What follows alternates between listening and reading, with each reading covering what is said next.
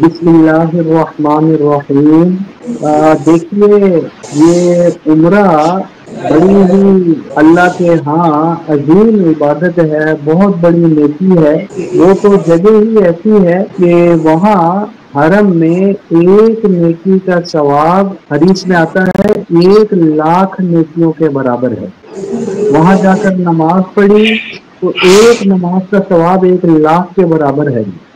قرآن مجید کی تلاوت کی تو اس پر ایسے ہو جائے گا جیسے پاکستان میں 1,00,000 مرتبہ قرآن مجید ختم کیا ہے۔ وہاں ایک مرتبہ قرآن مجید مکمل کرنا ایسے ہے جیسے پاکستان میں 1,00,000 مرتبہ مکمل کر لیا ہو۔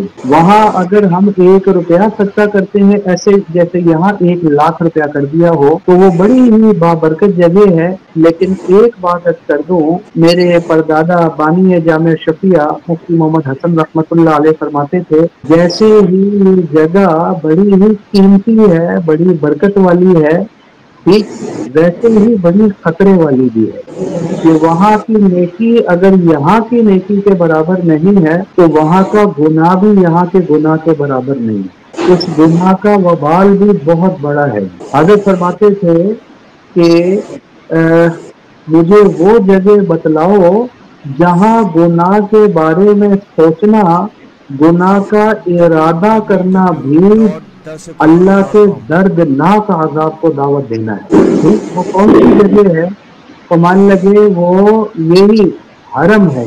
حرم میں گناہ کرنا تو دور کی بات، گناہ کا ارادہ کرنا، گناہ کے بارے میں سوچنا، یہ بھی اللہ کے بڑے عذاب کو دعوت دینا ہے۔ اور دلیل یہ ہے وَمَن يُرِدْ فِيهِ بِإِلْحَادٍ بِظُلْمٍ نُذِقْهُ مِنْ عَذَابٍ أَلِيمٍ، جو ارادہ بھی کرتا ہے میرے اس حرم میں ٹیڑھے پن کا، اللہ فرماتے ہیں نُذِقْهُ مِنْ عَذَابٍ أَلِيمٍ، ہم دردناک عذاب سکھائیں گے اس کو۔ نہیں یرد، جو ارادہ بھی کرتا ہے۔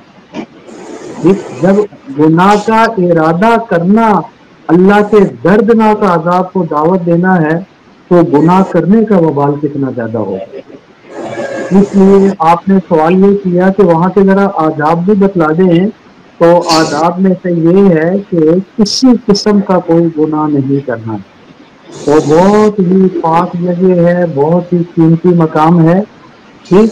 اور عام طور پر جو گناہ ہوتا ہے وہ نظروں کی حفاظت صحیح طریقے سے نہیں ہو سکتی، کیونکہ جب طواف کر رہے ہوتے ہیں تو بسا اوقات خواتین بھی ساتھ ساتھ چل رہی ہوتی ہیں، تو بہت نظروں کی حفاظت کے ساتھ چلنا ہے اور ایسی احتیاط کے ساتھ کرنا ہے کہ خواتین کے جسم کے ساتھ جسم نہ لگنے پائے گی۔ تو اس انداز میں وہاں عبادات کرنی ہے اور وقت گزارنا ہے۔ درس قرآن ڈاٹ کام